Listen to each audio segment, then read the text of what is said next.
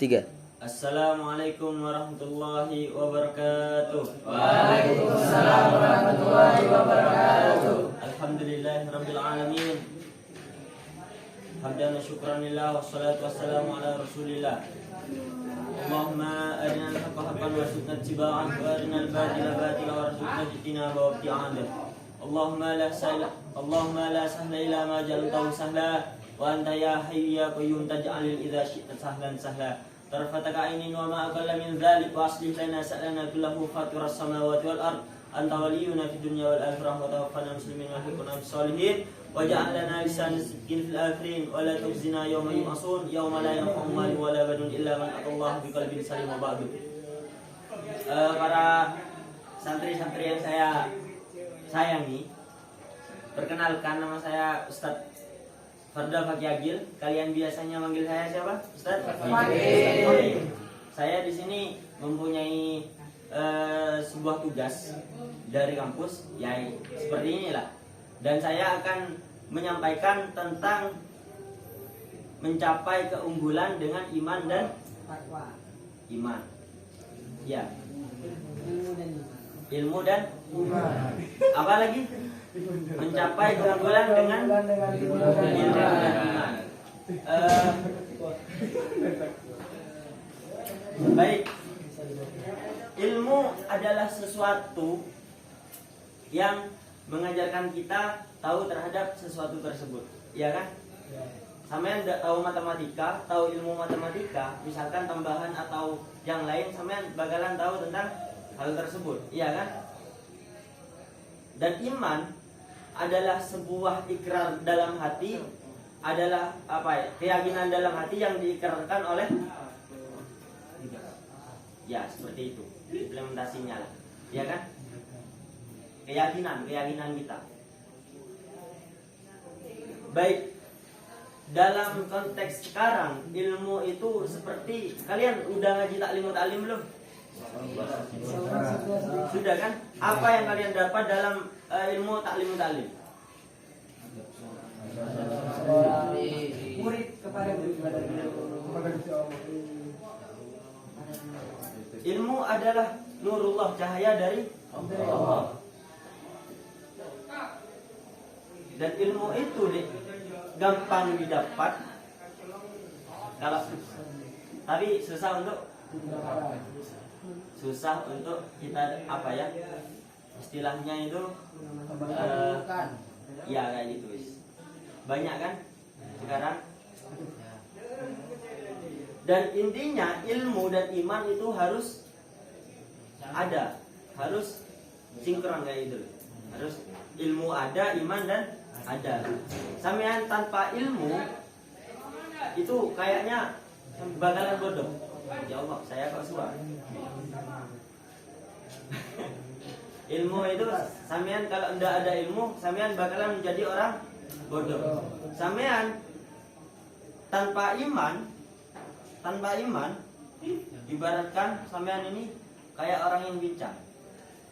Buta lah bisa juga, tersesat juga bisa, iya kan?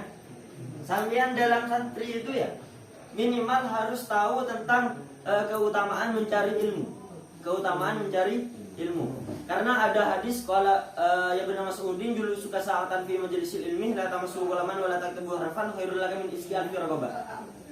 Yang itu artinya wahai Ibnu Mas'ud, dudukmu dalam majelis ilmu sesaat tanpa memegang pena dan memegang pulpen itu lebih baik pahalanya daripada memerdekakan 1000 budak. Satu budak siapa? Sahabat Bilal bin Rabah dimerdekakan oleh Abu Bakar itu berapa sekarang? Itu udah mencapai berapa triliun, berapa M lah gitu. Kalau misalkan 1000 budak, berapa itu ganjarannya? Sampean sadar enggak? Itu ada hadis. Sampean duduk di majelis ilmu kayak sampean sekarang, enggak pakai pulpen, enggak bawa kertas, cuma bermodal apa ya? Bermodal mendengarkan. Pahalanya lebih baik daripada memerdekakan 1000 budak. Terus ditegaskan lagi, Qala ya Ibnu Mas'udin julusuka sa'atan fi majlisil ilmi la tamassu kalaman wa la taqibu khairfan khairul laka min isqi alfi raqabah wa nadharuka ila al-alimi khairun min alfi farasin tasaddaqta biha fi sabilillah wa nadharuka, dan pandanganmu kepada orang alim itu lebih baik daripada 1000 kuda yang kamu sedekahkan kepada jalan Allah. Misalkan sampean Haris, orang yang bersedekah pada fisabilillah, ini contohnya adalah apa ya, peperangan. Itu kan sangat membantu kan. Sampean dapat pahala tersebut dengan duduk di majelis ilmu. Itu ada hadisnya itu. Tapi sampean kenapa kok masih kurang ya kayak gitu lah. Diniyah, waktunya diniyah. Sampean benar-benar pengen cari pahala, sampean malah main di aman kayak gitu. Tapi saya yakin bukan golongannya kalian kayak. Wasalamuka, ini ada pendekesan lagi. Wasalamuka ilal alimi. Ya apa deh ya? Ya Allah, saya lupa hadisnya. Kelanjutannya itu Wanadzur ilal alimi khairun min alfi farasin tasaddaqa fi sabilillah. Wasalamuka ilal alimi khairun min. Pokoknya salam kita kepada kiai itu lebih baik daripada sholat 1000 rakaat. 3 faedah ini, memerdekakan 1000 budak, bersedekah pada fisabilillah, terus apa yang terakhir, sholat 1000 rakaat itu ya bisa didapatkan. 3 hal tersebut bisa didapatkan dalam satu majelis ilmu. Sampean tahu bedanya orang soleh sama orang alim? Lebih baik mana orang soleh sama orang alim? Kalau orang alim itu keilmuannya udah tinggi dan kesolehannya itu tinggi juga. Tapi kalau cuma jadi orang yang soleh, itu hanya kesolehannya kayak gitu. Makanya antara ilmu dan iman itu harus, ya harus, bukan sih, karena harus berimbang kayak gitu. Iya kan? Setara. 50 banding 50 banding 50 kayak gitu. Tapi untuk menjadi santri yang berkualitas unggul itu harus mempunyai ilmu dan iman gitu. Sampean bakalan menjadi santri unggulan nuris kayak gitu. Masya Allah, ya Allah. Apa namanya? SMA unggulan kan? Ya, SMA unggulan. Oh, MA unggulan. Kalau SMK bisa. SMA juara.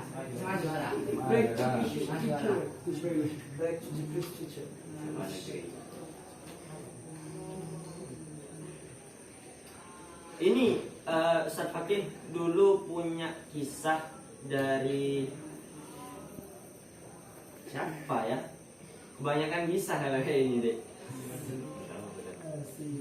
Kisah dari Cak Delahom. Pernah dengar enggak Cak Delahom? Cak Delahom ini adalah suatu sosok yang dikira enggak pati pendengar. Enggak, belum. Tapi saya pernah cerita itu. Belum. Ini dulu ada orang yang namanya Cak Delahom. Cak Delahom ini dikenal dengan orang yang agak tidak waras kayak gitu. Tidak waras. Semua orang itu apa ya? Kalau itu ada kelakuannya itu aneh-aneh. Agak tidak beres lah otaknya. Tapi ada satu orang ini yang menganggap Cak Delahom ini adalah orang yang istimewa. Pada suatu hari Cak Delahom ini pas masa-masa itu ya, ada bulan Ramadan. Biasanya dalam menyambut bulan Ramadan itu ada banner kan? Di situ ada banner depan masjid yang bertulisan begini. Ramadan, kami merindukanmu. Marhaban ya Ramadan, kami merindukanmu kayak gitu. Iya kan? Iya. Pernah dengar kamu berarti? Enggak, belum.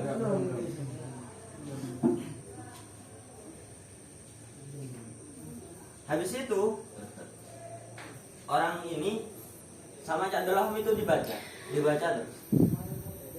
Marhaban ya Ramadan, dibaca keras di depan umum. Marhaban ya Ramadan, aku merindukanmu. Marhaban ya Ramadan, aku merindukanmu. Sampai orang-orang yang ngeliatin Cak Dolahum ini ya ketawa.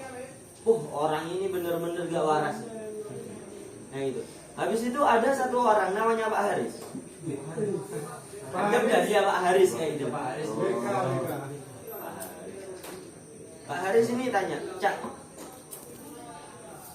ngapain dengan Cak? Ini baca ini. Siapa ini yang buat? Saya, Cak. Nyuruh anak-anak takbir masjid. Loh kalau udah selesai Ramadannya mau diganti apa? Ramadan mau diganti gini, Cak. Kedatanganmu hanya sementara dan kami akan selalu merindukanmu. Wede, gitu lagi. Cek, saya tanya ke sampean. Sampean seneng ndak puasa? Seneng ndak puasa? Seneng nggak? Sungguhan? Iya seneng. Apa tujuannya puasa? Ya biar, dijawab agak kebingungan dia. Ya biar apa? Biar bisa mengikuti apa? Orang-orang yang tidak bisa merasakan rasa-rasa orang yang tidak bisa makan. Loh, kenapa kau harus di bulan Ramadan? Di bulan lain kan bisa. Cak. Biar apa? Bingung dia deh. Biar meningkatkan takwa. Iyalah, itu maksud dan tujuannya biar kayak gitu. Tapi kamu seneng nggak puasa? Ya mulai ragu dia, karena udah tahu kan rasa-rasanya kayak gitu kan. Terus habis itu dibilangi sama dia, kamu kalau beneran seneng Ramadan, seneng puasa, kenapa kok pas dijadikan wajib? Kenapa puasa ini kok dijadikan wajib? Kalau pas ibaratkan semua orang-orang suka puasa, ngapain kok masih menjadi kewajiban kayak gitu? Beneran kamu suka puasa? Ya, sih, Cak. Sebenarnya agak-agak gimana? Agak-agak gak suka. Ya habis itu, karena suatu yang wajib, suatu kewajiban itu apa ya? Dikarenakan ada suatu hal yang berat, iya kan? Bisa kayak gitu. Kembali lagi ke konteks ilmu dan iman. Samian dari dua tokoh ini, gimana pendapatnya nih? Ada satu orang yang dilihat apa ya? Dapati waras tapi dia keilmuannya udah di luar nurul, di luar fitri, di luar akal. Dan satunya ini adalah seorang ketua takmir masjid yang terpandang soleh tapi kalah sama orang yang berilmu. Ya apa?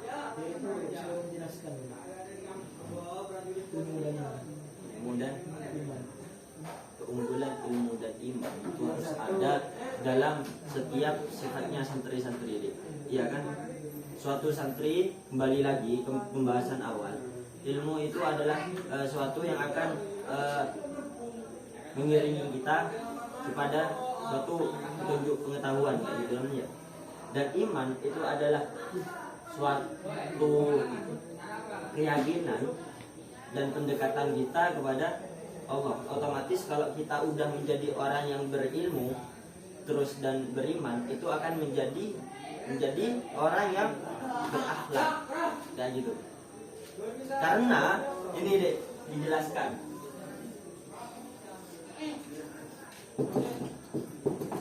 Khalaqah artinya apa?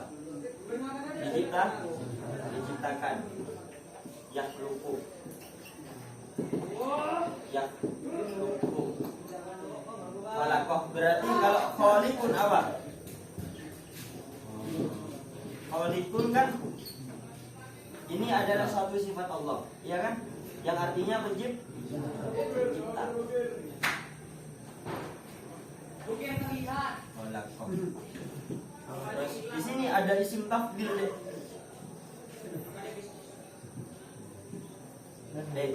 Apa ya? Khalakoh kholikun ini akhlak. Di sini ada yang namanya akhlak, ya kan? Berarti begini, khalakoh setiap sesuatu yang diciptakan, ya kan? Semakin dekat dengan penciptanya, dia akan menjadi kesempurnaan. Dalam isim tafdil itu adalah sesuatu yang apa? Yang paling kayak gitu. Kabirun artinya apa? Besar. Paling besar apa? Akbarun. Iya paham? Sogirun artinya kecil. Asgori atau artinya paling kecil. Khalakoh artinya diciptakan. Iya kan? Paling kecil, paling besar. Pokoknya isim tafdil itu adalah suatu yang bermakna yang paling, iya kan? Akhlak ini adalah suatu pencapaian dari khalakoh. Khalakoh ciptaan, semakin dekat imannya kepada kholikun sang pencipta akan menjadikan orang ini berakhlak. Paling sempurnanya ciptaan. Masuk? Yes. Dan iman dan itu deh sampean Ustaz Fakih tegaskan lagi, ilmu dan iman itu harus ada dalam sampean. Jangan sampai berat sebelah. Sampean tanpa ilmu deh, sampean bakalan was-was. Banyak orang-orang yang soleh di sini, banyak orang-orang yang rajin ke masjid, tapi saya lihat dia apa ya, was-was kayak gitu loh. Iya kan? Itu karena sampean kurang yakin deh. Ini pas masuk ke bab fikih ini nanti. Iya. Kalau orang yang was-was itu artinya mereka kurang tentang ilmu dan iman juga. Dia tinggi imannya tapi pas ilmu ya dia masih kurang yakin tentang sesuatu yang dia dapat. Paham? Iya kan? Padahal sampai yang niat saja dalam berwudu, dalam hati itu udah sah hukumnya. Ada di sini kayaknya. Oh kamu? Oh iya ini orangnya ya. Aduh. Ya kayak gitu. Ustaz Fakih juga pernah dek kayak kamu dek. Karena itu istilah orang yang was-was itu diketawain setan. Diganggu setan ya itu. Kenapa kamu kok bisa kayak gitu? Karena timbul keraguan kan. Kenapa kamu kok ragu? Karena gak yakin. Kenapa gak yakin? Setan. Iya kan? Setan.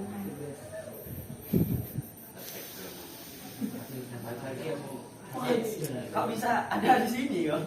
Memang ada ya. Sama sini. Banyak juga. Ini juga apa? Pernah disinggung sama Ustaz Fakih. Kalau orang ini antara ilmu dan imannya ini udah tidak sinkron, ya kan? Dia banyak timbul keraguan-keraguan. Ya paham? Jangan was-was kamu. Jangan. Soleh bagus. Tapi yang namanya keilmuan sampean tentang belajar kan ilmu fikih, iya kan? Ilmu fikih, tasawuf itu di sini ibaratkan akidah kayak gitu, iya kan? Itu harus ada.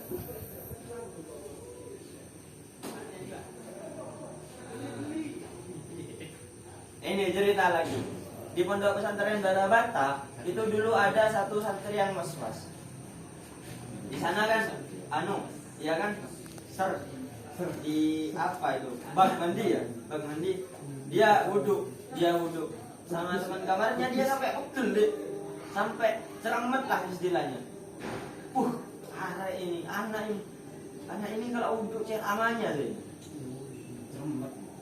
Habis itu ya pengen dihilangin, temennya ini berniatan baik ke dia yang was-was.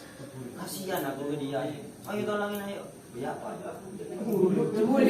Langsung diangkat dari kakinya, langsung. Langsung itu dari hal tersebut orang itu udah hilang deh, karena udah kelihatan malu juga. Bukan cuma wudhu mah besar. Ya, udah untuk sampean yang udah punya penyakit was-was hilangkan saja. Sampean kalau dalam wudhu jangan sampai berlebihan. Yang namanya berlebihan itu termasuk israf, dan israf itu adalah suatu yang tidak disenangi oleh Allah. Buang air. Apalagi Diktawan setan. Temennya. Ya Allah. Bikin mantri. Sudah. Jangan apa-apa. Justru ya, Itu biar berubah gitu. kalau kayak gitu itu udah menjadi tingkatan yang lebih lanjut daripada sampean. Karena dia sudah mendapatkan cobaan kayak gitu. Dan suatu orang yang mendapatkan cobaan itu derajatnya akan dinaikkan. Asik. Masya Allah. Alhamdulillah kita sudah lolos. Udah lolos apa masih belum? Nanti udah Ada sampai kan? ijazahnya. Udah sampai kan? Pernah kayak gitu kan? Ya, sudah pernah. Sudah pernah. Ya itu udah. Suatu hamba itu akan dinaikkan derajatnya, tapi ya sampean mau naik kelas masa ada ujian gitu. Ada yang mau ditanyakan? Tri. Enggak ada. Tanya. Di luaran deh.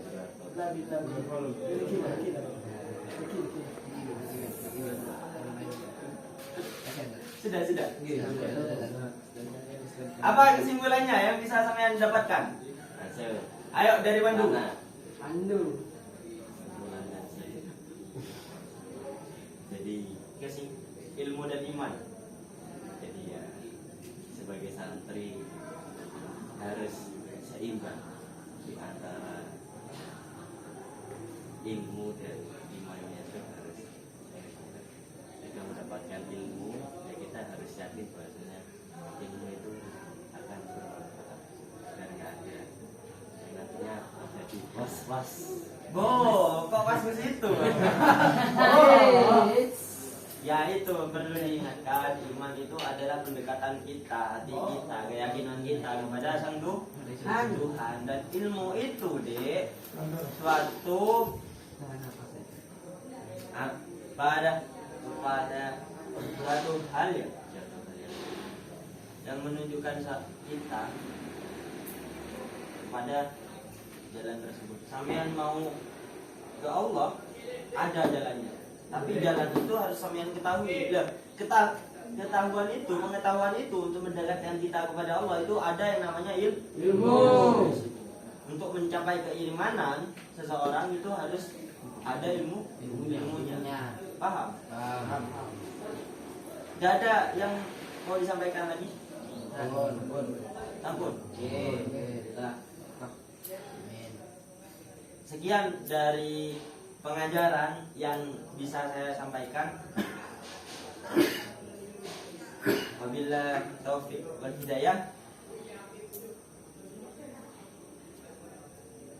Tunggu, minta tausiahnya dulu, Rek.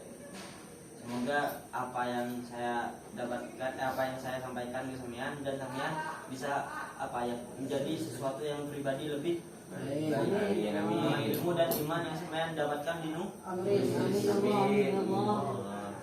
Fatihah.